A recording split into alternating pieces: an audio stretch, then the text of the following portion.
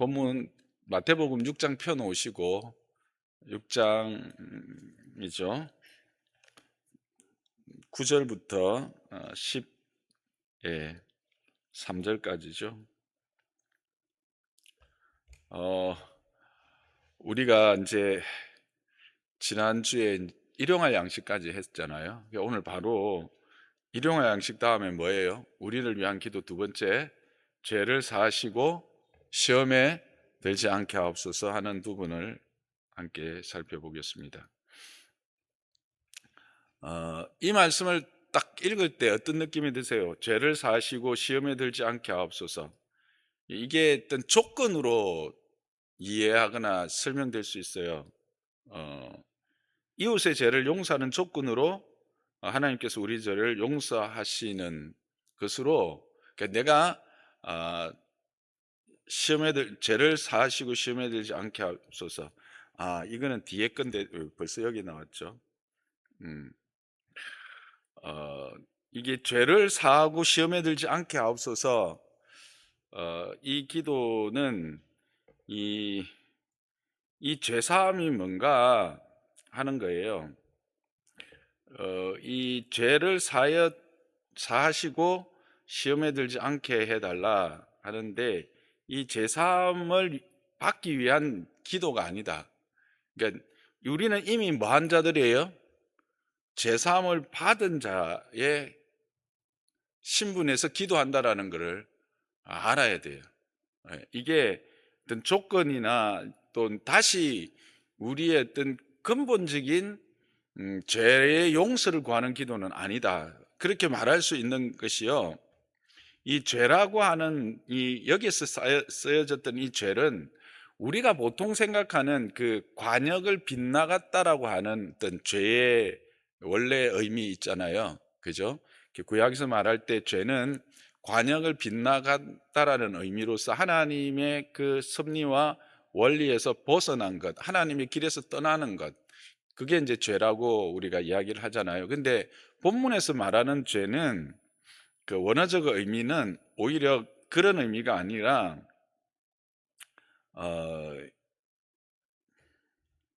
빚, 부채 이런 의미입니다.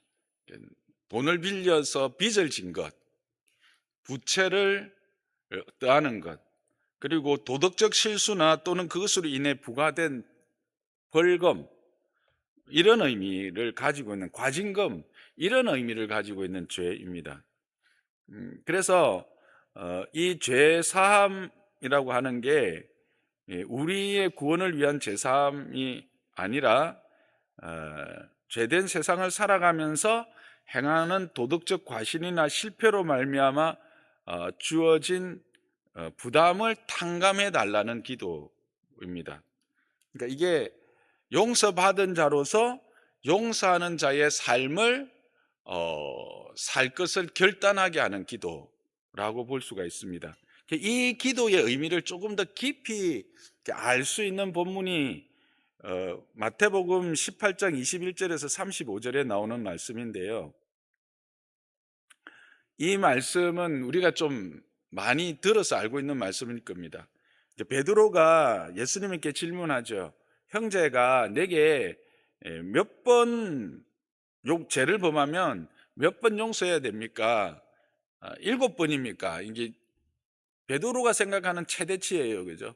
예수님이 7번에 70번에 7번이라도 하라 하시면서 천국이 어떤 곳인가를 이제 이야기를 해주면서 이 1만 달란트 빚진 자의 비유를 하시는 것이 바로 마태복음 18장 21절에서 35절이죠.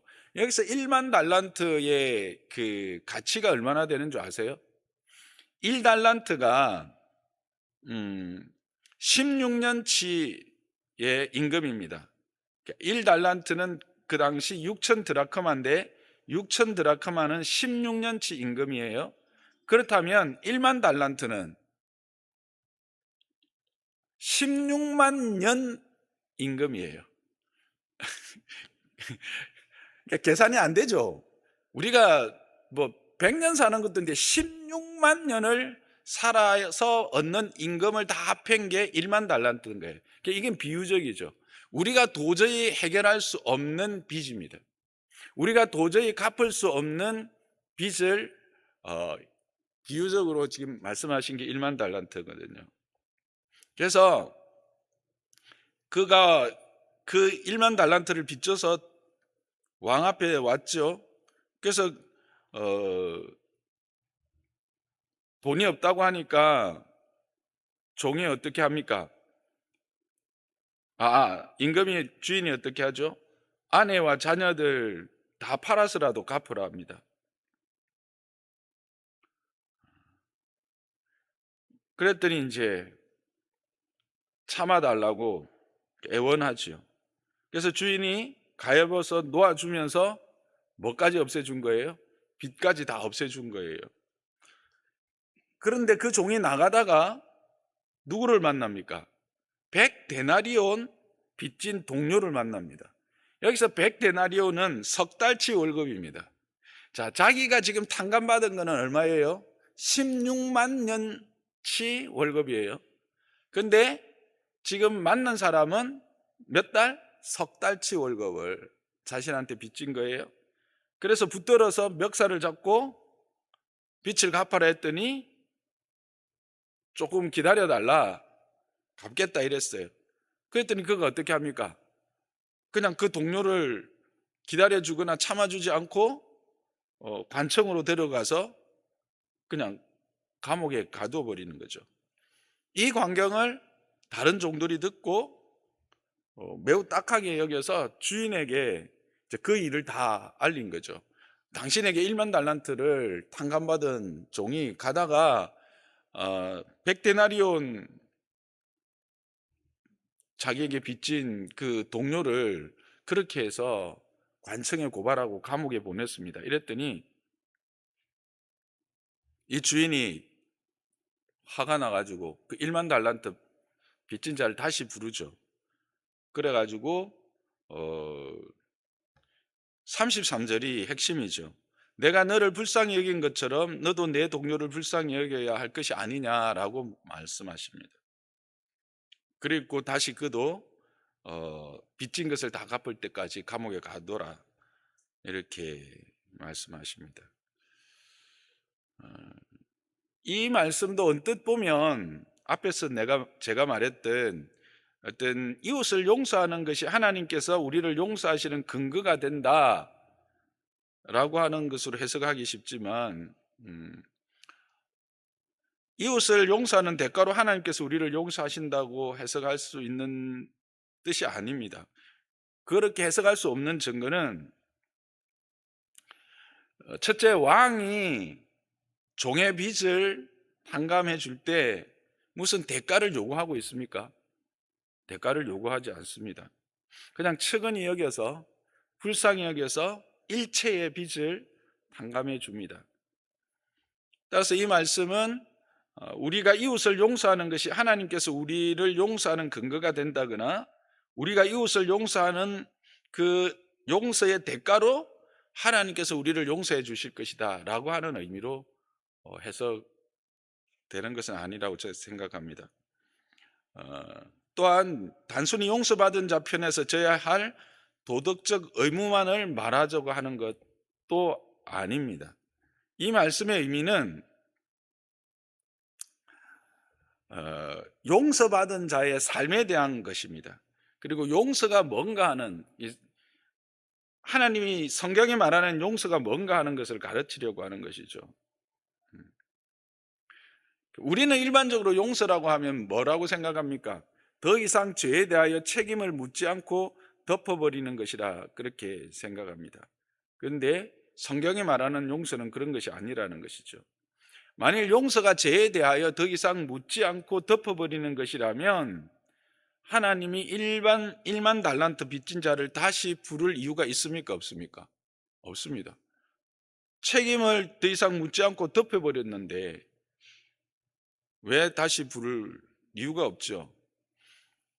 나가서 동료에게 어떻게 하든지 왕은 상관하지 않아야 됩니다. 이게 우리가 말하는 일사부조리의 부재리의 원칙입니다. 그렇죠? 한번 판결 나고 끝난 거는 그 일로 인해서 다시 뭐 괘씸하다고 다시 붙들어 드릴 수는 없는 거 아닙니까? 이게 세상이 말하는 용서와 다르다는 거예요. 그래서 이 성경이 말하는, 왕이 말하는 이 용서라는 것은 단지 어떤 죄를 덮어버리거나 그 책임을 묻지 않는 것으로 끝나는 것이 아니라, 용서의 은혜를 받은 사람 역시 동일하게 다른 사람을 용서할 것을 기대하고 요구하는 것이 여기에 포함되어져 있는 거죠. 그러니까 하나님의 용서는 그런 거라는 겁니다. 하나님의 용서는 내가 용서를 받았 자라면 그 용서를 받은 자로서 다른 사람을 용서할 것을 기대하고 요구하는 것이 하나님의 용서의 참 의미입니다. 그거를 잘 가르쳐 주는 게 이 마태복음 이 1만 달란트의 비유예요.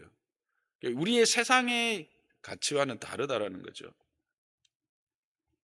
그러니까 단지 죄를 덮어버리고 책임을 묻지 않는 것에서 끝나는 것이 아니라 한 걸음 더 나아갑니다. 그게 어떤 그 용서받은 자에 대한 기대와 사랑이 함께 포함되어 있어요. 그러니까 누군가를 내가 용서한다, 예수님이 나를 용서하셨다, 난 용서받았다, 그래서 내가 내 죄를 사하고 용서하시고 시험에 들지 않게 하옵소서 라고 기도하는 것에는 내가 단지 죄를 용서함을 받았습니다, 감사합니다에 멈추는 것이 아니라, 그러므로 나도 그 용서에 합당한 또 누군가를 용서할 것을 하나님은 내게 기대하는 그런 용서가 성경이 말하는 용서라는 거예요. 한 걸음 이걸 다른 말로 하면, 내가 용서받은 사람인지 확인했느냐? 너가 용서받았음을 확인했느냐? 그렇다면 너도 용서하는 사람으로 변화되어라 라고 하는 기대와 요구가 바로 이 마태복음 1만 달란트 안에 숨어져 있는 거거든요.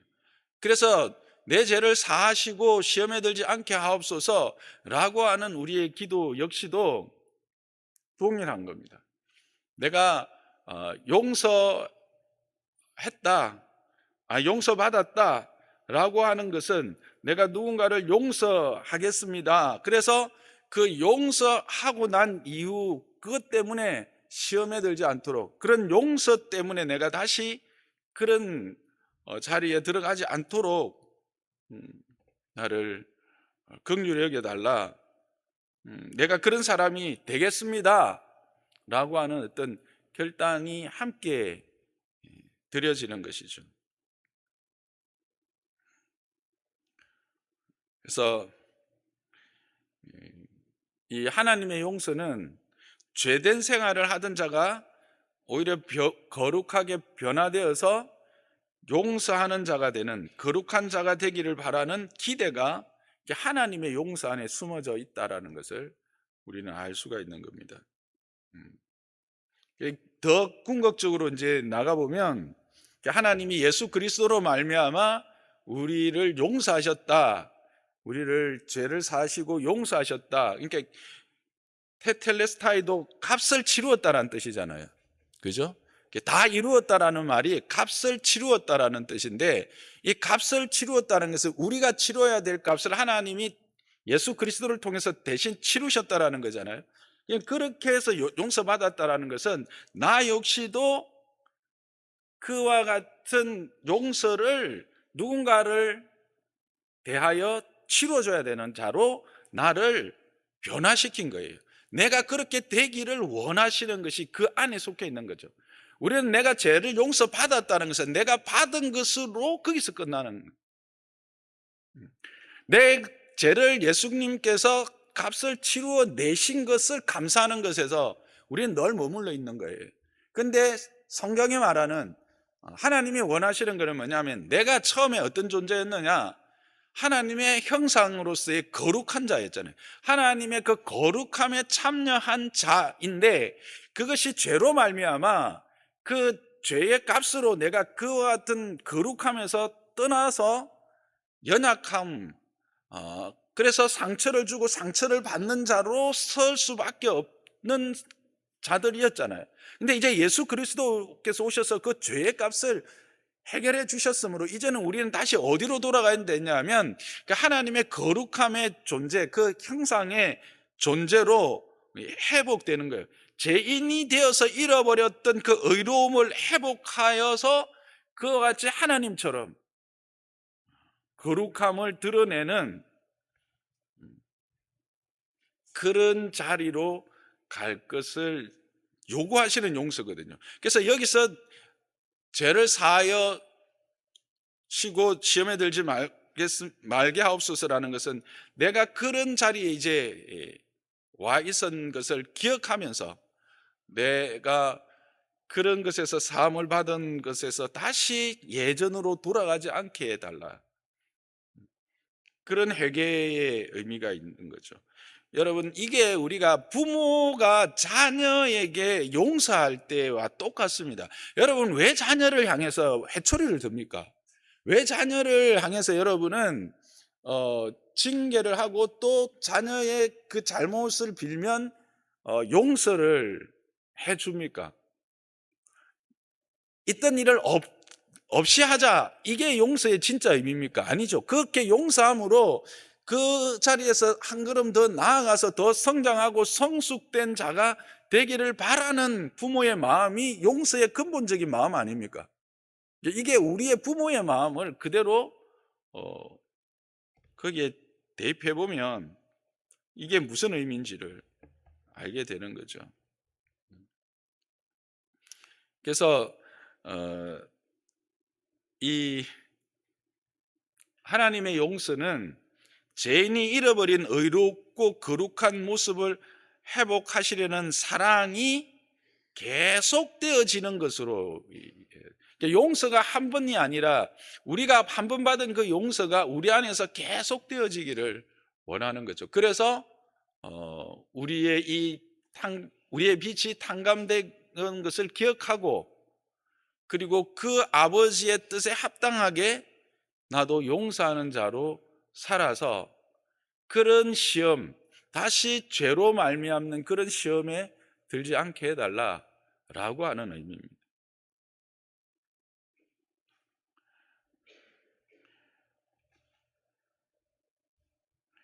이것은 이제 우리가 하나님의 자녀가 될 때를 또 생각해 보면, 하나님의 자녀가 된다, 그러니까 우리의 자녀도 그래요. 우리의 자녀가 되었다라고 생각하는 순간 그것으로 뭐 다 해결되는 게 아니라 계속되는 그 연약함에도 계속 어떻게 됩니까? 사랑은 계속되죠. 음. 그래서 그리스도를 믿는 우리에게 용서하시는, 자녀로 받으시는 용서는 끝나는 것이 아니라, 그 용서 한 번으로 끝이다가 아니라, 그것은 바로 하나님의 사랑의 시작이다라고 하는 것도 우리가 여기서 좀 생각해 볼 수 있는 그런 용서의 의미인 것 같습니다. 그리고 그래서 이 용서는 어디까지 계속될까요? 그리스도 앞에서 이제 다시 오시는 그 주님 앞에서 험없고 점도 없이 세워지는 마지막 날까지 계속된다 하는 것을 우리는 이제 이 마태복음 본문을 가지고 좀 생각해 볼 수 있습니다. 그래서 아버지께서 용서의 은혜를 구하라 하시면서 동시에 매일 우리가 이웃의 죄를 용서한 것을 우리 입으로 시인하게 하는 것은, 우리가 우리의 죄를 사하여 준 것처럼, 그들의 죄를 사하여 준 것처럼 우리 죄를 사하여 달라, 이렇게 되잖아요. 그죠? 그래서 이게 조건이처럼 보이지만 그게 조건이 될 수가 없다라고 하는 것. 우리는 이미 제사함을 받은 자라고 하는 것. 그러면 이게 어떤 의미인가? 앞에서 말씀드렸던 것처럼 이 우리의 죄를 사하여 준 것처럼 우리 죄를 사하여 달라고 하는 것을 통해서 내가 어떤 사랑을 받았다라는 것을 확인하고, 그리고 내가 그 사랑을 나를 감싸고 있는 나의 주변에 있는 많은 이들에게 동일한 그 사랑을, 그 용서를 행할 수 있는 자로 자라겠습니다. 내가 그렇게 살겠습니다. 세상이 그걸 인정하지 않고 세상이 그걸 몰라준다 할지라도 그 사랑으로, 내가 받은 그 사랑으로 나도 살겠습니다라는 거죠.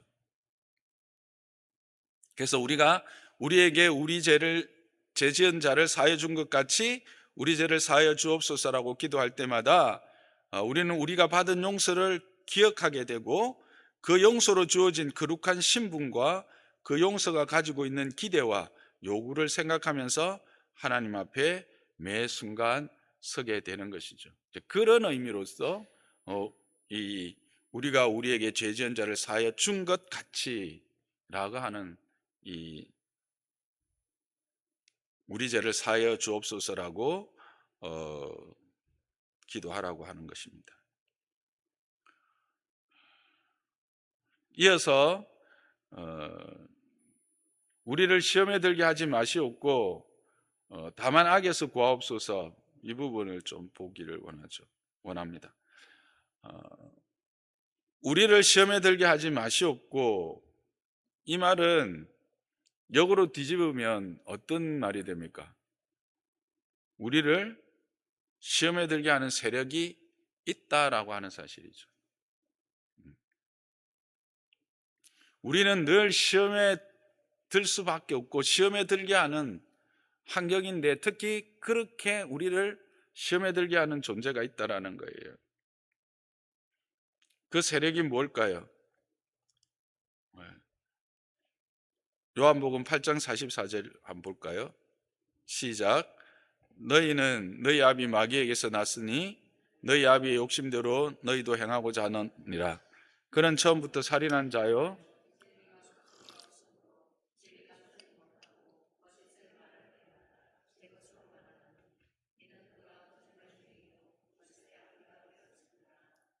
계시록 12장 9절 시작. 큰 용이 내쫓기니 옛뱀 곧 마귀라고도 하고 사탄이라고도 하며 온 천하를 깨는 자라. 그가 땅으로 내쫓기니 그의 사자들도 그와 함께 내쫓기니라. 그렇게 말합니다. 바리새인들과 그 예수님을 대적한 자들을 향해서 마귀에게서 났다라고 이야기하면서, 마귀는 욕심대로 행하는 자요, 살인자요, 진리가 없는 자요, 진리에 서지 못하는 자요, 거짓말 하는 자다, 거짓의 압이다, 그렇게 나와 있어요. 이 공중 권세 잡은 사단의 권세 아래 있음을 우리는 늘 의식해야 돼요. 그래서 베드로 사도는 우는 사자같이 사단이 우리를 삼키려고 한다라고 이야기하고 있거든요.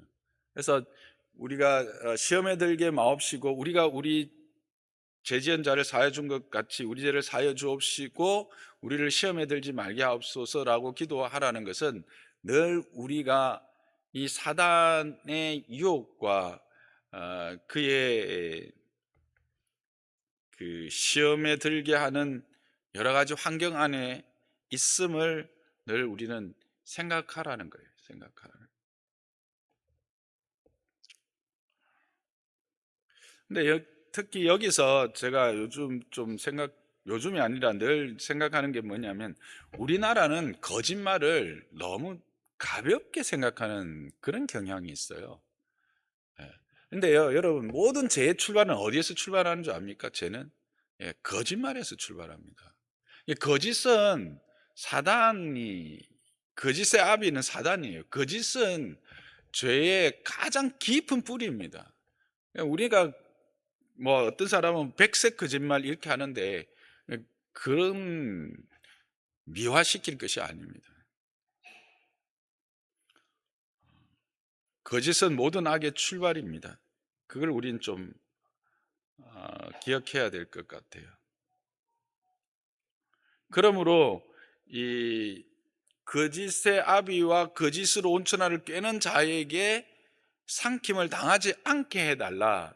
그게 바로 시험에 들지 않도록 악에서 구하여 주시도록 기도하는 것입니다.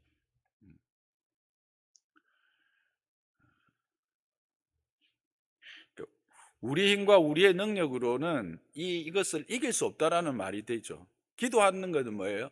그게 내 안에 없다라는 거예요. 그 마귀, 그 사단의 에, 세력이 내가 감당할 수 있는 세력이 아니다라는 거예요.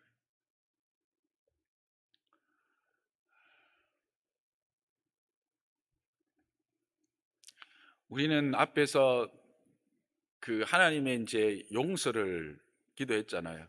그래서 내가 그런 용서를 받은 자로서 그렇게 내가 용서하는 자로 살겠습니다를 이제 기도했을 때, 음, 그래서 그렇게 살아가려고 할 때 늘 뭐가 같이 또 따라오느냐, 이 사단의 유혹이 늘 옆에 있다는 것을 알아야 돼.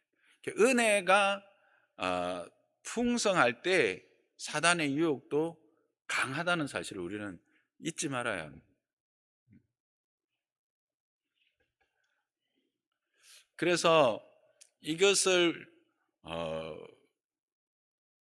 강구해야만, 매일 이 하나님의 도우심을 이 강구해야만 하는 연약한 존재다라는 것을 여기서 다시 한번 이야기합니다. 우리가 앞에서 그 일용할 양식을 구하는 것을 할 때 우리의 아주 사소한 것까지도 하나님에게 의존할 수밖에 없는 하나님 의존적, 절대 의존적 존재, 그게 우리다라고 하는 것을 하나님은 일용할 양식을 구하는 것으로 우리에게 가르치셨다면, 이것도 동일한, 우리가 이렇게 매일 기도할 때마다 사단, 즉 시험에 들지 않도록 기도해라 하는 것은 이 우리가 매일 도우심을 강구해야만 하는 연약한 존재다라고 하는 것을 가르치시는 것이죠.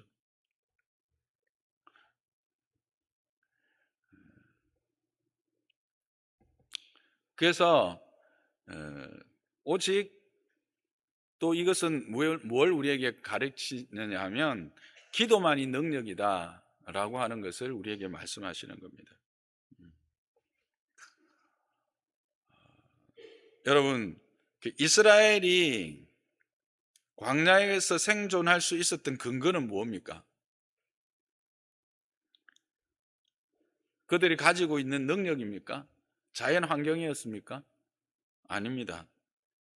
날마다 베푸시는 하나님의 은혜였습니다. 도우심이었습니다. 지키심이었습니다. 인도하심이었습니다. 광야 그 자체는 살아갈 수 없는 땅입니다. 죽음의 땅입니다. 그래서 끊임없이 우리를 시험하고 믿음에서 떠나서 범죄케 하려고 하는 이 마귀에게서 우리가 이겨내기 위해서는 뭘 해야 될까요? 동일합니다. 하나님의 은혜를 구하고 그 은혜를 힘입는 겁니다. 여러분, 변화산에서 내려왔을 때 그 마귀에게 사로잡혀 고통하던 아이를 고치신 사건을 기억하시죠? 저 변화산 사건, 변화산에서 이제 예루살렘으로 올라가는 길에 변화산에서 갑자기 흰 옷을 입은 예수님과 엘리야와 그다음에 누구를 만납니까? 모세를 만나죠. 그래가지고 어,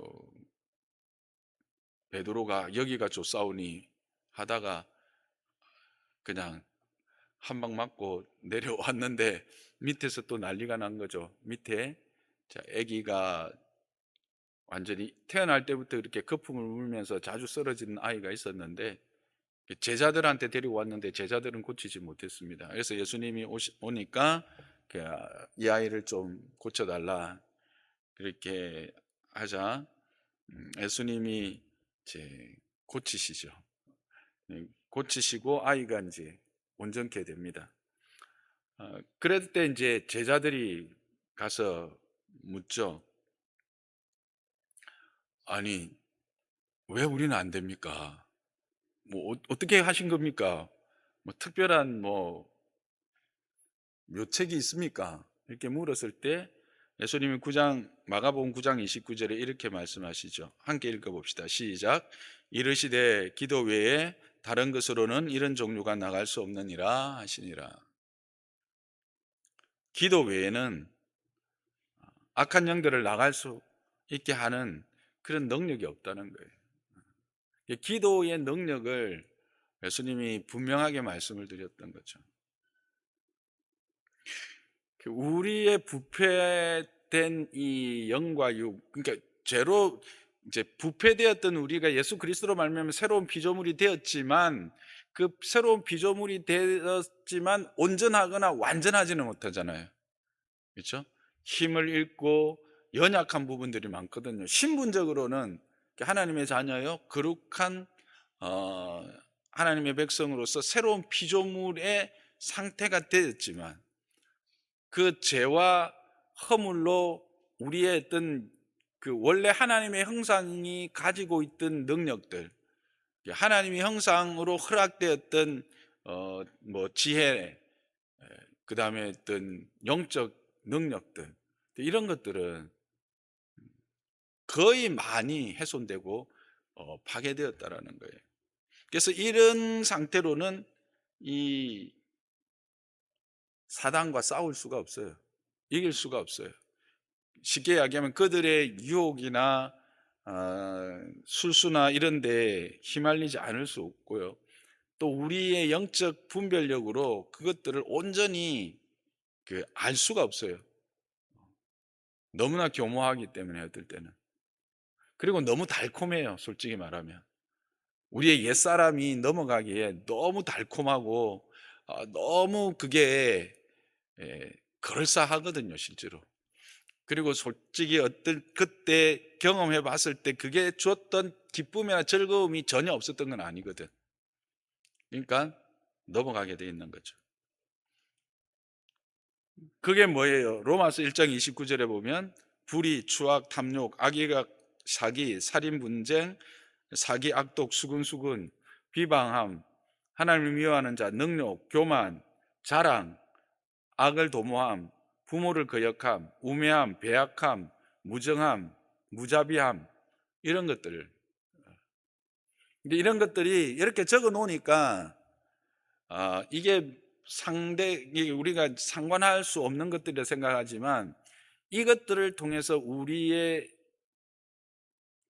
이익이나 또 나의 어떤 쾌감이나 이런 걸 느끼는 것들도 많거든요. 이익이 될 때 우리는 얼마나 배약 잘합니까? 얼마나 때로는 무자비합니까? 세상은 자기 이익 앞에서 자비는 없습니다. 상대를 쓰러뜨리기 위해서 비방하는 것은 그거는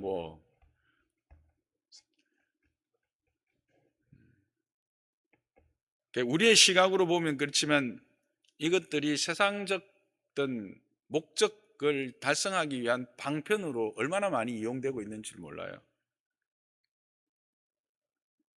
이것들로부터 우리를 지켜내고, 이것들이 왔을 때 그게 배약한 것이요, 무정한 것이요, 무자비한 것이며 하나님이 미워하는 것이다 라고 하는 사실들을 우리는 어떻게 알 수가 있을까요?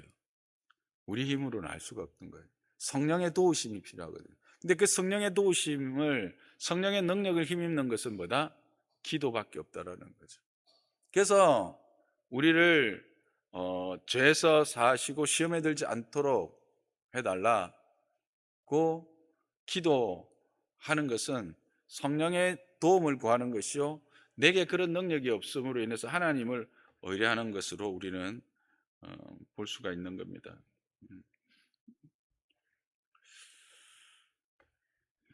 그래서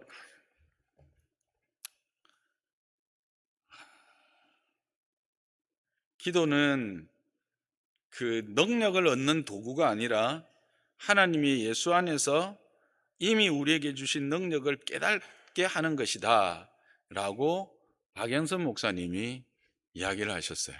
제가 이거를 딱 듣고 와, 이거다. 제가 하나 이제 카피해 갖고 왔는데, 기도는 능력을 얻는 도구가 아니라 하나님이 예수 안에서 이미 우리에게 주신 능력을 깨닫게 하는 거죠. 그러니까 기도함으로 우리가 어떤 존재라고 하는 것을 깨닫게 되고, 우리가 어떻게 살 수 있는지, 우리가 어떻게 살아갈 수 있는지 그 지혜와 힘과 용기를 얻을 수 있는 거예요. 이미 우리에게 허락한 것들을 기도를 함으로써 기도 가운데 그게 깨달아지고 그것이 확인되어지게 되어 있다는 겁니다. 그러면서 이제 여러분이 제자 훈련 하신 분은 이 고든이라고 하는 신학자의 말을 기억할 겁니다. 오늘날 이 세상의 위대한 사람은 기도하는 사람들이다. 기도에 대하여 말하거나 설명할 수 있는 사람이 아니라 바로 시간을 내어 기도하는 사람을 말한다. 그들은 시간이 없다. 다른 어떤 일에서 시간을 떼어내야만 한다. 다른 어떤 일도 중요하다. 대단히 중요하고 긴급하다. 그러나 기도만큼 중요하고 긴급하지는 않다. 제자 훈련할 때 그 기도 1권 배우면서 이게 사관과 뒤에 있는데 읽었던 기억 나십니까? 제자 훈련 하셨던 분들. 까마득하죠. 내가 시작하면서도 그런 이야기를 했어요. 우리가 이 기도 학교를 하는 건 우리가 기도에 대해서 많이 알고 기도에 대한 지식을 가지려고 하는 게 아니라 실제로 기도하는 사람이 되는 거예요. 이렇게 기도가 예수님이 우리에게 가르쳐 준 이 기도가 이런 깊은 의미를 가지고 우리를 기도의 자리로 인도했고, 이런 기도가 너희가 해야 될 바른 기도다. 제가 풀어낸 것도 아주 그 기도, 예수님이 가르치신 기도의 그 깊이나 그 넓이에 비하면 아주 작은 부분에 밖에 안 된다고 저는 생각합니다. 중요한 것은 얼마나 아는 것이 중요한 것이 아니라 얼마나 그 기도의 자리에 나아가는가가 중요한 것이죠. 그래서 우리 주님이 그런 모습의 삶을 보여줬지 않습니까? 마가복음의 1장에 보면 예수님이 하루를 어떻게 보내셨는지를 그 안식일에 낮에 안식일에 가르치시고, 그리고 바로 와서 베드로의 그 장모의 열병을 고치시고 집에 찾아온 사람들을 다 고치시고 귀신을 내어 쫓으십니다. 저녁 먹을 시간도 없었다고 했습니다. 밤 늦게까지 그렇게 하셨습니다. 그리고 그 다음날, 그 다음 절에 뭔지 기억하시죠? 오히려 미명에 산으로 가신 것을 기록하고 있습니다. 무엇하러? 기도하러 가신.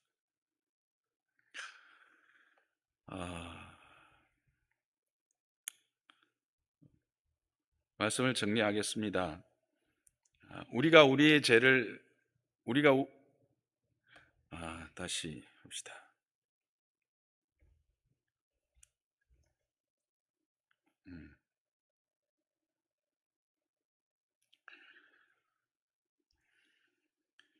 우리가 우리에게 죄 지은 자를 사하여 준 것 같이 우리 죄를 사하여 주옵소서라고 하는 것은 조건이 될 수 없다. 왜? 우리는 이미 구원받은 자들이기 때문이다. 그러면 이것의 깊은 의미는 뭐냐? 이것의 참된 의미는 뭘까?